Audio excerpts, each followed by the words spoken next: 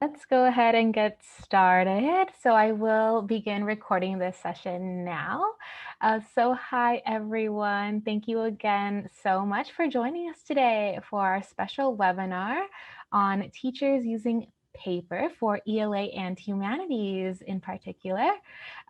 Paper, as you may know, is an educational support system working to promote educational equity by working directly with school districts across North America to provide all students with unlimited access to 24/7 tutoring and writing feedback support. My name is Chrissy Reyes. I'm the Teacher Engagement Coordinator at Paper, working to train teachers and provide resources to support their experience using our platform. And I'm joined alongside my colleague Connor as well. So I'll pass the mic over to him to introduce himself. Hi everyone, my name is Connor. I'm also with the engagement team here at Paper, and also still work part-time as an English Humanities tutor and essay reviewer. Fantastic. So since Connor is one of our paper tutors, would you be able to shed a little bit of light on who our English and Humanities tutors are, how they're trained, and how they work with students before we get started?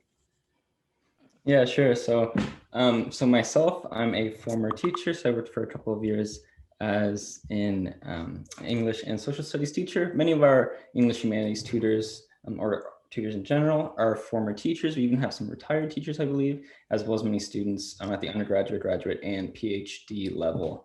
We're trained in many ways, but specifically, I think the most important way is that we're trained in the Socratic method. So tutors, whether they're in live help with a student or they are completing an essay review for them, they're always using the Socratic method. So guiding questions, really working with students step by step to have them reflect on what it is that they're working on. And we're always trying to make them not just have one better piece of writing, but to become better writers in general.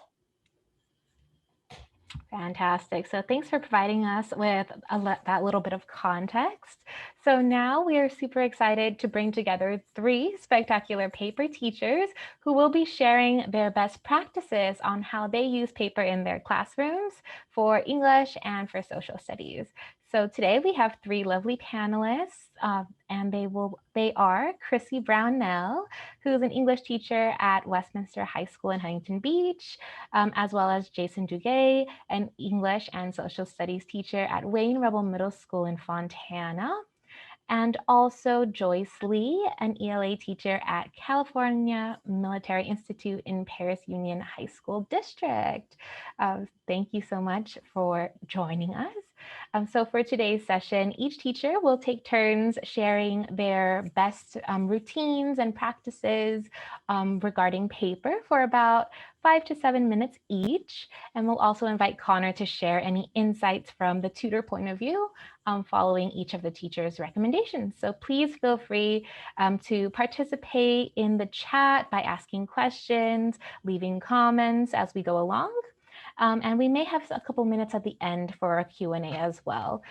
So with that, Chrissy, will you go ahead and start us off?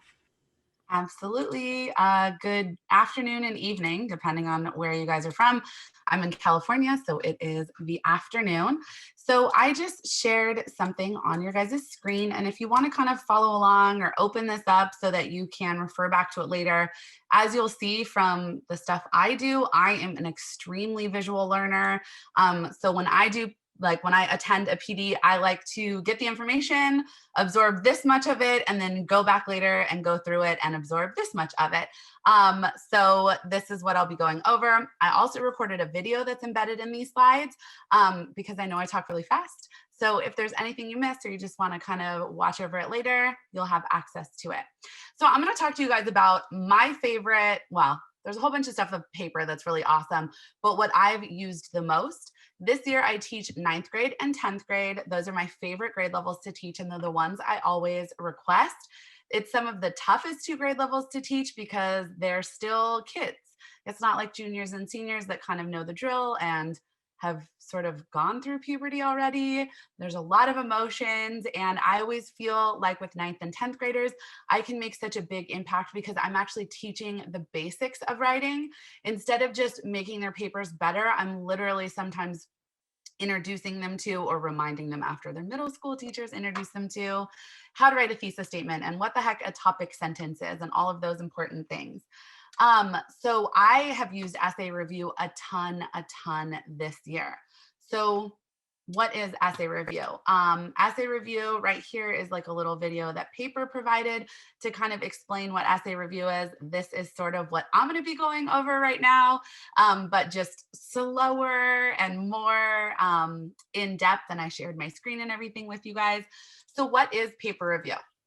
Paper review is where you can actually go and you can actually assign up here like tutoring sessions with your students, and you could put in and say like, hey, today my students are working on a thesis statement. I really need you to examine the thesis statement. And the tutors will, you know, your students can share their thesis statement, and the tutors give really excellent Socratic style responses to their thesis statement, topic sentences, whatever it is you want them to work on.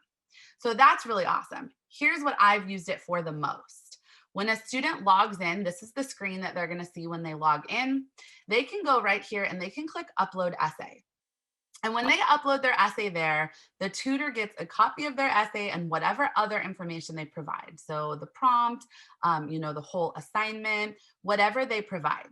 The tutors then read through the essays, and Paper says it takes up to 24 to 48 hours sometimes during like finals week. I've had it be a turnaround within the same period where students turn it in and a couple hours later, it's reviewed. So what is a paper review? What does it look like? Here's the answer to that question. I actually give my students class time where I say, okay, you've got 10 minutes. We finished your essay. We edited it together. Go ahead and turn it in. And I actually give them time to turn it in, and I walk them through turning it in the first couple times. Then we let it sit. When I've done an assignment or written an essay, I actually just finished a master's degree last month. When I write essays, I like to write them early, and then I like them to simmer. And then I like to come back and look at them because sometimes my brain and my fingers say completely different things. So I like to look at it. So I usually wait until at least the next class period. And then when we come back together, I tell the students, okay, in one side of your screen, open up your essay in Google Docs, Microsoft, whatever you're using. And in the other side of the screen, please open up your essay submission to paper review. And this right here is an example of the slide that I actually project. Depending on what I had them turn in, you know, my time varies, but if it was just like, hey, turn in your intro paragraph, I'll give them like 10 minutes. If it was, hey, turn in the rough draft of your final essay, I'll give more time. And this would work face-to-face or virtual. I did it a ton virtually where I would say like, okay, you know, go in and look at their comments. Here's the cool part. On your side, on the teacher side, you can actually look at who's turned in their essays. You can look at who has opened up their essays after they've been reviewed and looked at the comments. So students will say like, you know, it was fine. I'm just going to turn it in. And you can go and look and be like, actually, you never even looked at their comments. Let's get it open and work on it. So what do students see on their side? This is what students see on their side. This is an example of one of my students' essays. They get a little blurb, general comments from their tutors that are like, overall, your essay was great, or, you know, you had a really good start. Here's kind of what you need to work on. And then when they actually click download reviewed essays, and this is what you can see is who has actually downloaded their essays, then you can see this, or they can see this. Throughout their essays, there are things that are highlighted. And if they toggle over it or hover over it, this Post-it note sort of yellow box pops up that gives them some more information. It gives them some in-depth, really good suggestions. Sometimes it's super simple, like, hey, the Great Depression is a proper noun. It should be capitalized. Sometimes it's more like, hey, this contradicts what you said already, or this is pretty repetitive. Let's think of a different word you could use. It gives them really good suggestions for how they can make their essays better. This is the thing I've used the most in paper this year. It's been super helpful. If you're virtual, you could toss students into breakout rooms and you can go in and actually have them share their screen if they have questions on their essays, have them work in groups, you know, everybody open up your essays. If you have any questions, check with each other. If you're in person, obviously walk around. And if they have any questions about the comments or anything that they need to edit, help them out. If you're in the situation that my district is in that they're calling high flex, which means some students are in person, some are online, they can change daily with like where they want to be and what they want to do. You can easily do this with your online kids and your in-person kids. And it just makes it so much easier for the teacher, because I know that my students are just getting started on a research paper. I normally have them turn in that research paper 10 times, just with your thesis statement, then with your intro paragraph. Then I want to see your research. Then I want to see your topic sentences, and so on and so forth. This is just a way to help support you. So you can actually write on the assignment aspect in paper. Let me go back and show you. Here, you can actually assign it where it's like, hey, you need to go in and talk to a tutor about your thesis statement. Have someone read it before I see it. And it's just sort of that first line of defense against thesis statements with no information or no research. It's just extra support for the teacher. There has been several times when I'm like, okay, I want you to turn your topic sentences in to paper. And then I don't even need to look at them, because I know that someone who knows what they're talking about is giving them feedback. And then I'll look at it with the rough draft done, or once their body paragraphs are done. So this is really what I have used the absolute most. And again, I have the link for these, because I know I talk really fast and I just threw a ton of information at you. I have the link in the chat. It's also right here. And then another thing I have on here for you for the slides, I actually created some student slides. And I'll show you really quick what those are. I actually created some student slides to help walk my students through how to do it, so that everybody isn't like, hey, Ms. Brunel, I don't know what to do. They still do that a little bit, but this cuts out some of the questions to walk them through it. And it's like, hey, do you want to talk to a live tutor? Click here. Hey, you want to turn in your essay review? Click here. And it actually walks them through step by step how to get logged in. And the first few times that I have them upload their essays to paper, I actually project these in class, where I actually will walk them through it. And I say like, okay, now let's go like this. This is what your screen should look like. And I find this a lot easier than screen sharing with them, because then it's something that they have, that they can take home, that they can use. And on those slides that I shared with you guys at essay paper review, or bit.ly/paper essay review, I actually have a copy of those slides for you. Hold on. Sorry, I shouldn't have clicked all the way through. I actually have a copy for those for you right here. If you want to make a copy, if you click on there and you put in a Google email address, it will force copy it for you, and you can replace it with your own little Bitmoji, or get rid of them entirely, and put school specific information or assignment specific information there for you. So it is a free resource that's already created for you. So if you have any questions, I think we'll have some time at the end, or my email address is there, and feel free to reach out for me. But if your school has access to paper, which I assume everybody in here does, if your school has access to paper, use this. It's such a great and helpful resource for any essay you're turning in: social science, science, history, English. I even had some students that said, hey, Ms. Brunel, we had to write an essay in PE. Is it okay if I upload it there? And I'm like, heck yeah. Because PE teachers, their specialty is PE, not sentence structure. So uploading it to paper is definitely going to give you that extra layer of support. And it means that this English teacher doesn't have to proofread a bunch of PE essays for my favorite students. So thanks. Awesome. Thank you so much, Chrissy, especially for sharing those slides. I'm sure many of us will be able to benefit from both the student and the teacher a point of view of those slides. Awesome. So Connor, do you have anything to add about kind of the different essay review practices that were shared before we continue? So yeah, I just want to say that was a super awesome presentation. So visually appealing. That's so cool. What I kept thinking about during it is that like essay reviews are always personalized and annotated, as you saw in the comments. The more instructions as well that teachers provide, whether they're doing that. Well, yeah. So for essay review, when a student is submitting it, they can upload their teacher instructions. Just the more context the essay reviewer has, the more personalized they're going to be able to make the comments. So instructions are super, super important. And students can upload their own, they can write in their own individual instructions there too. So let's just say the checklist and rubric was already uploaded, but the student has a lot of trouble with comma splicing or something like this. They can specifically ask for that as well. But yeah, that was awesome, Chrissy. Thanks. All right. So up next, we will hear from Jason. Take it away. Yeah, I have no bells and whistles like Chrissy does, but I'll do my best. I'm still trying to process the information I'm a sixth grade middle school, and that's definitely my comfort zone. I'm trying to process this information that students arrive to high school and they've forgotten everything that they learned. And what? This is news to me. I'm shocked. But so what can I share with you?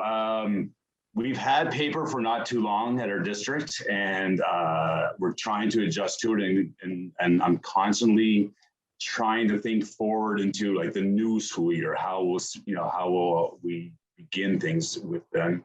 But for now, I can share a few things with you. Chrissy's right. The essay review is fantastic. I've used it once so far, like as a class-wide assignment, and it's worked out pretty well.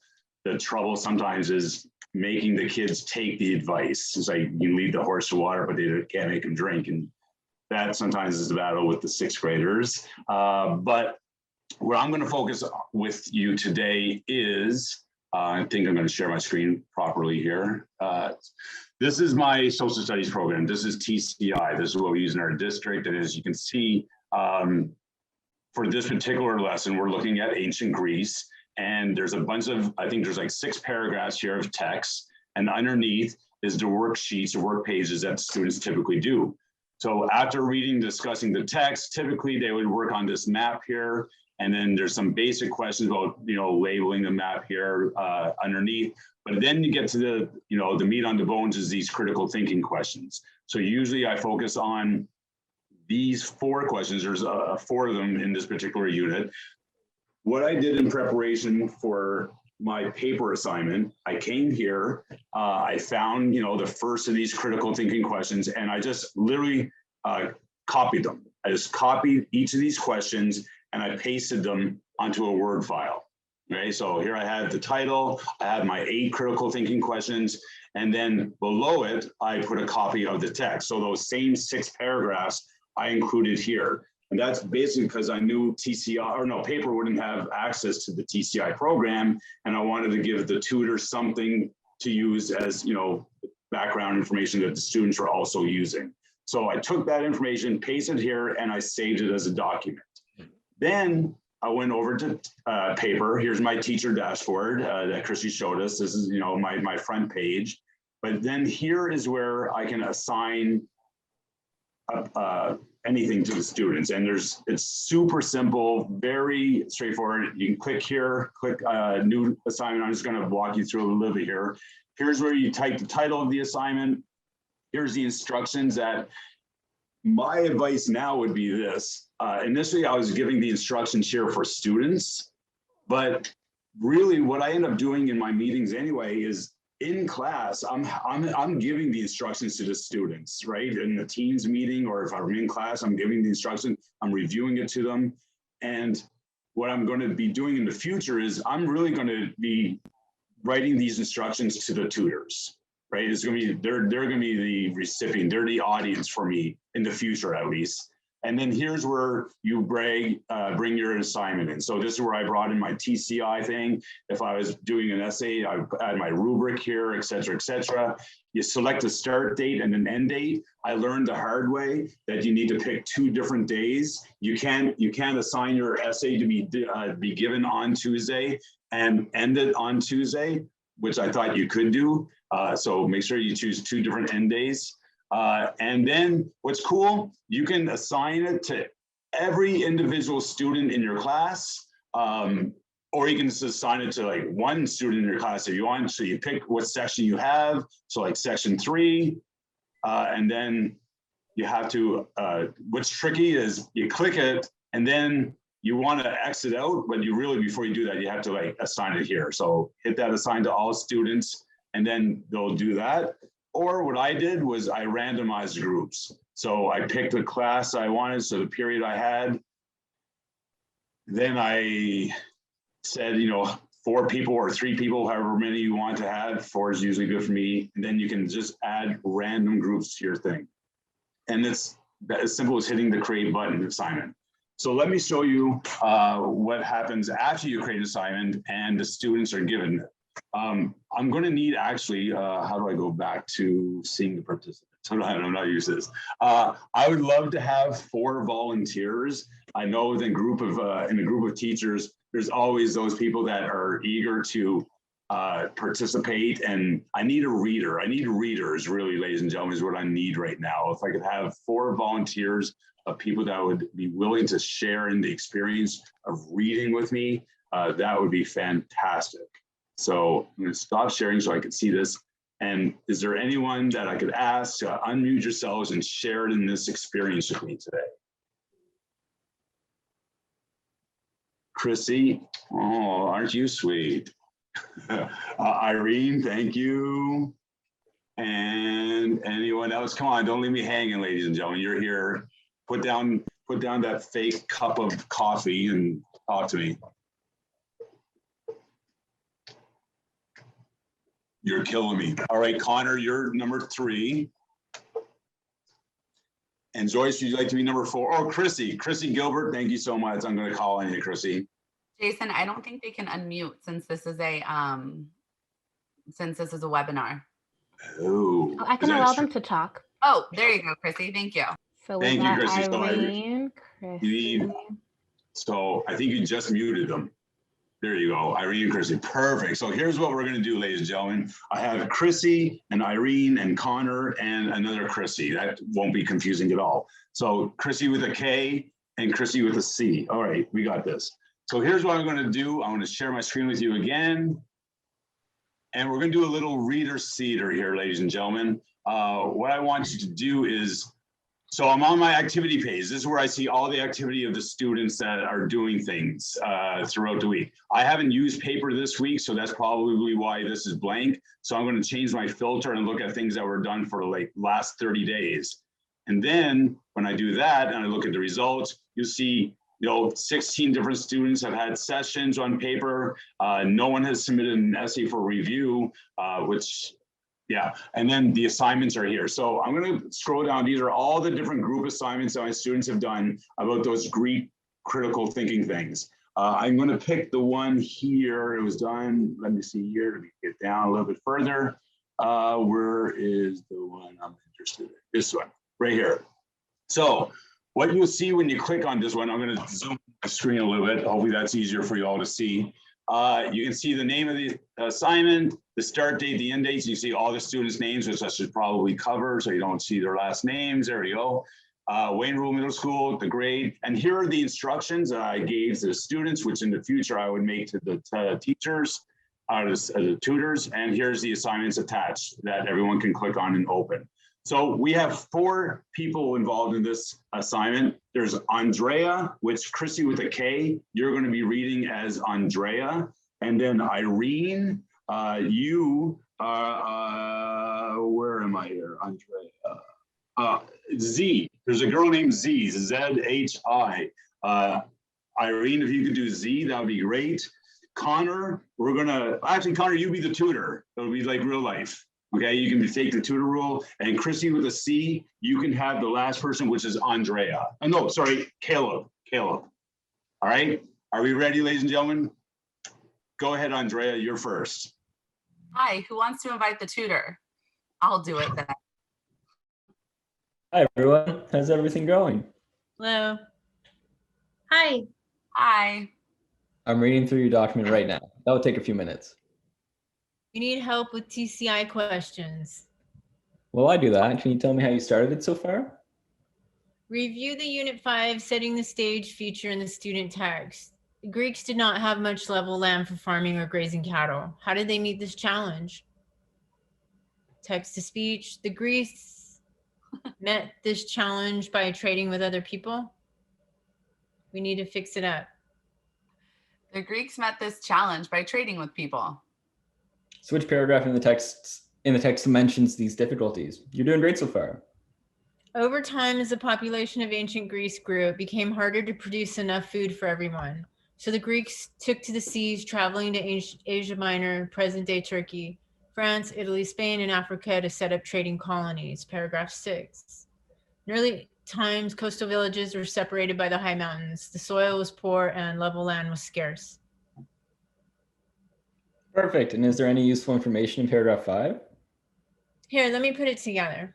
In early times, coastal villages were separated by the high mountains. The soil was poor and level land was scarce, but farmers grew olives, grapes, and fruit, and nut trees along the coast. Cattle could not gaze on the steep hillsides of Greece, so the Greeks raised sheep and goats. Over time, as the population of ancient Greece grew, it became harder to produce enough food for everyone.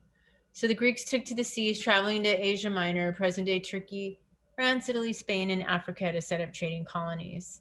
Paragraphs 5 through 6. Nice. And what key information do these two paragraphs give us? You already mentioned that they traded for what they didn't have.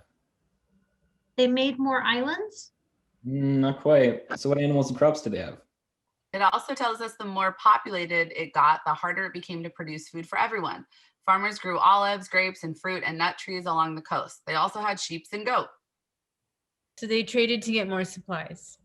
Y'all are doing great. So they managed what they had by growing other things and raising other animals. And when the population became too much, they started trading. Does that make sense? Do you feel confident with how y'all found that? Yes. Yes. You're all doing great. Does everyone feel comfortable with what we have so far, or should we talk about it in more depth before moving on? Comfy, comfy. I am good.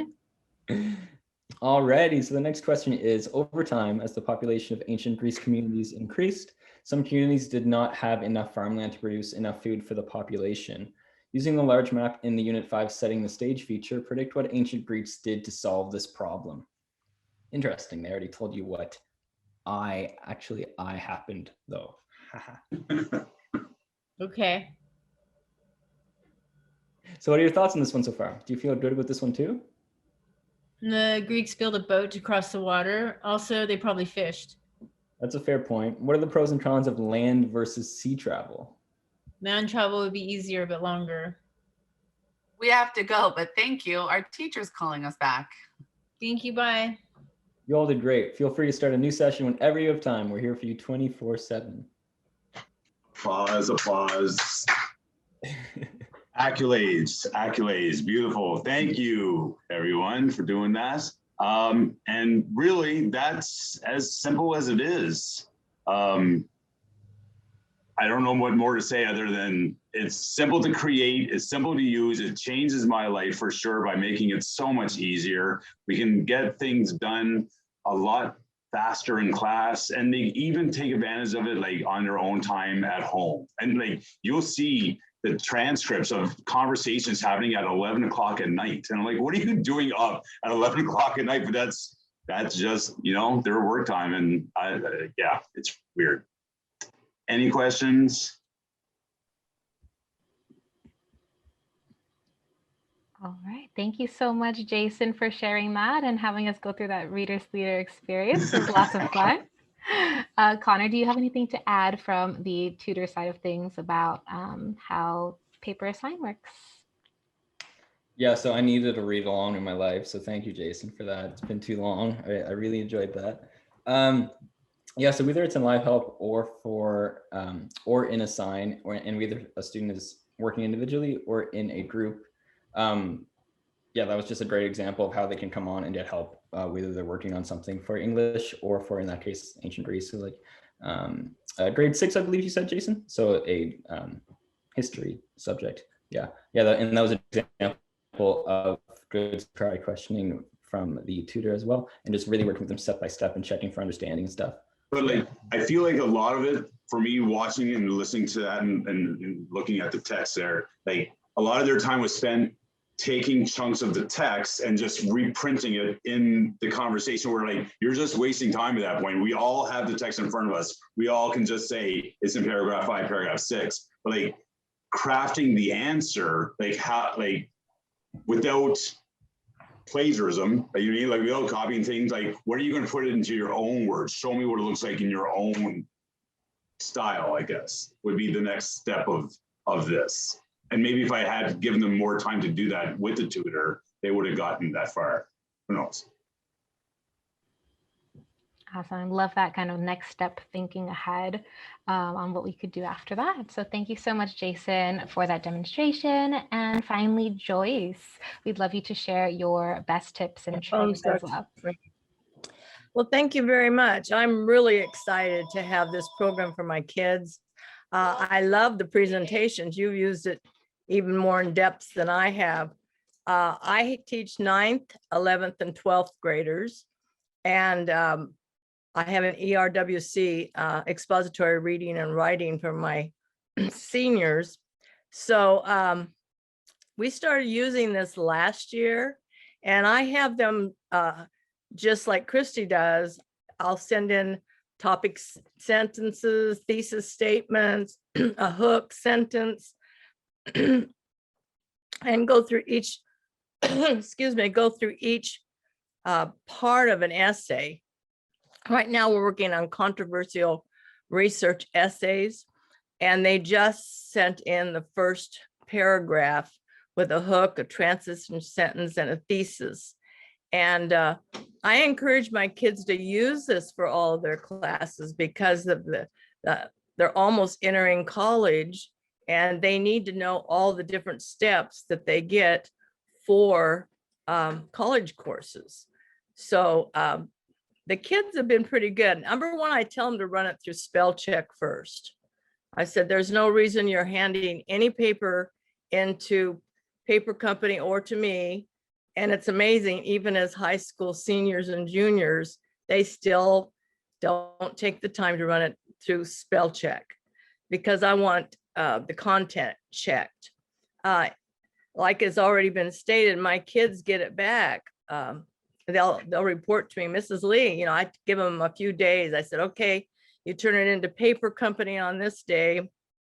And when it brings it back, I need it back by this day. And I give them about a week, and most of them say it just takes, like you said, 24-hour turnaround, and they're really excited about that. And they're talking about equity. There's no reason why any student should be left behind with this program, because they can send all of their work in, get great comments, and then send the final report in to me, and then I grade that, and they should have a pretty good grade. I talked with Miss Riaz last year, I think it was, and the way do we know whether the kids took your advice is when they send me their final whatever topic sentence or whatever, they have to give me their rough draft, the comments from paper company, and color code their changes. If they don't do that, they don't get it graded. They have to fix it. So the changes they make in their report is color coded. So then me as an English teacher, which is an absolute dream because I have 200 and some kids, I've got you not only helping students, but helping me because I'm not spending as much time. I'm looking for those changes. And then anybody that needs extra help, especially while we're still online, can stay after class and get that one-on-one. So we do, we'll be ending in May with our final draft of our controversial topic. And so there's a complete format for that too. So far, the kids like it, and there's no reason not to use it. At the beginning of this year, one of the slides on Google Classroom is how to log into paper company, how to make sure it's a PDF form, and all the instructions that the paper company gives us, I have for them, and it's there for the rest of the year. So, and I do encourage my kids to use it for other subjects. I don't know if they have yet or not. I probably should take a survey and see, because I have honors English. So I've got basically the top kids. I'm one of those lucky teachers. So I have honors 9th grade and 11th and 12th, which by the time they're in 11th, 12th grade, they're pretty serious about their grades and everything. So I don't know how, if you go into the college level or whatever, but I know I have a lot of kids that really like the program. So I didn't have a presentation for you, but I really enjoyed the ones you did do. And Christy, I'm going to use yours and show that to my kids. So thank you for that. Awesome. And thank you so much for sharing your tips on the color coding, especially for teachers, really can help just to visually see the edits that students make and implementing that tutor feedback.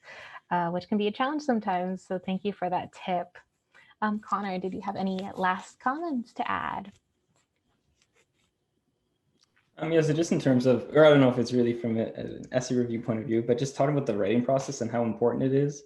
Or I mean, like the step-by-step process. So having students submit, get feedback, maybe the next day, you know, integrate that or put that feedback to practice.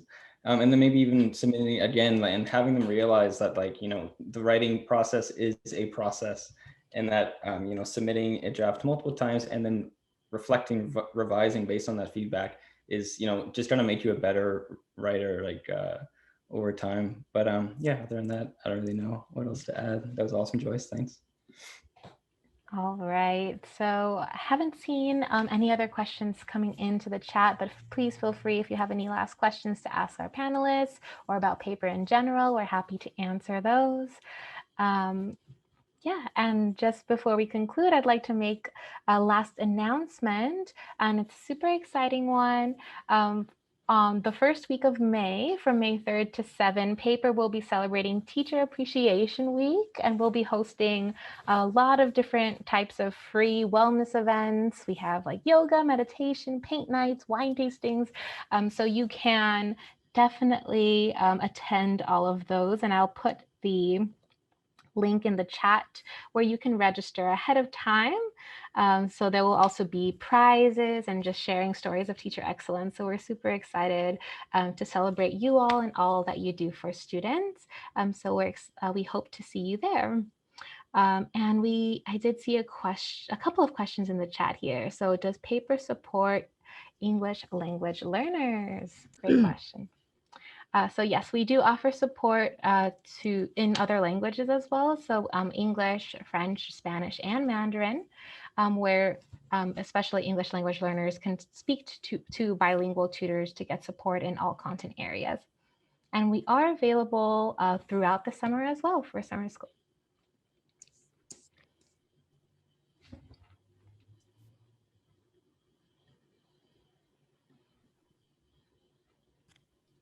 All right. So if there are no more questions, thank you so much, everyone, for your time today and tuning in to our webinar. We will be sending a follow-up email, and we'll definitely include the different resources that were shared, a copy of the recording of our webinar today. So look out for that. And please feel free to reach out as well if you have any questions. Our support email is teachers@paper.co. And we're always happy to help you out with any other ideas or questions you may have. I see someone ask if they can connect from their classrooms or if they can independently ask for help. Totally independent. That's one of the beautiful things about this is how students can do it on their own time, at their own convenience, in their own comfort zone. Like I think for me, with 11-year-old kids, it's going to take a fair, decent amount of training with getting kids comfortable. Like, oh, let me share my screen here for a second. While you're doing that, Jason, my students, I give them class time to upload it, but some kids just aren't ready to upload their essay because they fell behind a little bit or they're not quite caught up to where they need to be to turn it in. And I always say that's totally fine. I remind them with those links that I gave you for the student essays, like the student version. I send those out. I put it in our learning system, Canvas or Google Classroom, and I send out a reminder that's like, hey, if you didn't turn it in, no sweat, get it turned in today, because we're going to be using it tomorrow, and I want to give the tutors enough time to read through your essay, and just remind them that at some point before class time it needs to be, or before our next class, it needs to be uploaded. And that, like Jason said, is the awesome thing, is like they can then do it, at their own pace and get it uploaded. With avid kids, they're really trained a lot on how to ask the right questions. Whereas general kids, they don't know how to ask the right questions with these tutors. And I feel like sometimes they're wasting the opportunity with them. So for me, with the 11-year-olds, as I was going to say, what I like about am I sharing my screen now? Yes. What I like about this, so here's my teacher version of Paper. What I just discovered is with the help of Christy last week was you can click here and you can view this as a student. And so what I would do is in my classroom with all 30 kids in front of me, I would project this on my television and we would watch this as a student. And then I would place a question here. And I would type a question that we're all talking about in class, and the students would watch me model how to interact with a tutor. And based upon things that I would say to them, you see what kind of reaction I get from a tutor. So like good probing questions will result in different things, and it's going to take a while. It's going to take training. Like I don't know if I'll be turning the kids loose to talk to the tutors right away. It probably may take me a month of training and doing small group wings first before they feel, ready to do it well on their own independently. But it's cool that paper has that feature where you can pretend to be a student and the students get to watch you have that interaction. If they're engaging with a tutor, then are they one-to-one? They can be one-to-one if you set it up that way. If you create an assignment, I can make the assignment so that each individual kid is placed in their own thing. Like often, what I did last time, I had the paper groups set up so that there was like 4 kids in each paper group.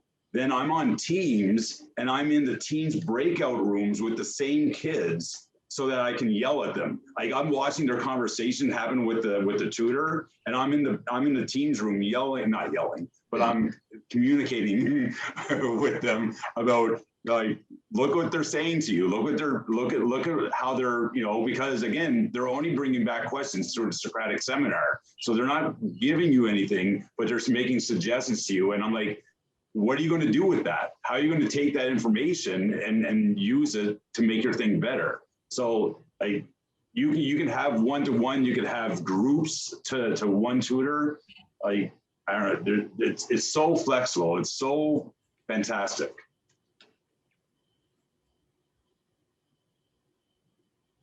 Yeah, we have had a recommendation as well. If there's a certain group of students that really just like working together on assignments, teachers can create like an assignment, but it will just be a place where those students can work together. Just make the end date the end of the year, for example, and they'll always be able to come back to this online space to collaborate.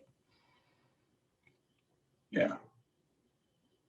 It's like anything, you get what you put into it, I guess, or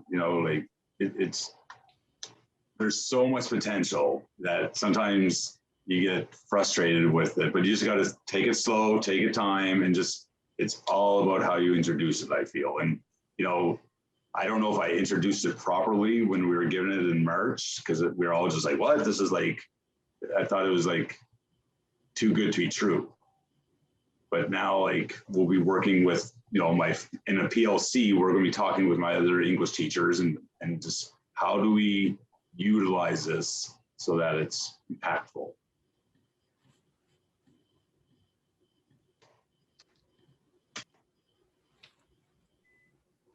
Definitely something to think about as we come to like the end of our school year and thinking ahead to next fall as well.